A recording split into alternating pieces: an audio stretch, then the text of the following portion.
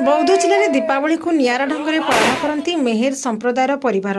बौद्ध जिला बाउंशुणी बौद्धियापड़ा ग्राम में दीपावली दिन संध्यारे घरे घरे जमी थाए पिठापणार आसर।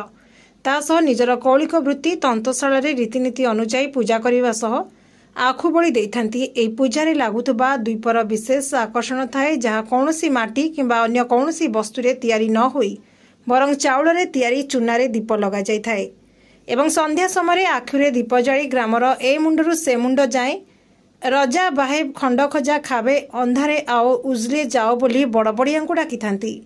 एई परंपरारे छोटरू वृद्ध पर्यंत सामिल होई पर्व को धूमधाम सह पालन करिथांती।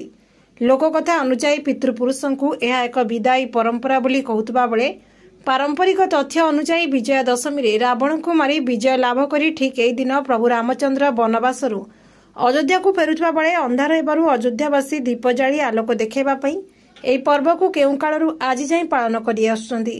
वर्तमान आधुनिक जुगरे अधिकांश परंपरा लुप्त हेबाकू बसिथिबा बेले वर्तमान मध्य किछि युवपीढ़ी तांको पूर्वपुरुष पालन करि आसुथबा एई परंपरा को बंचाई रखिछन्ति।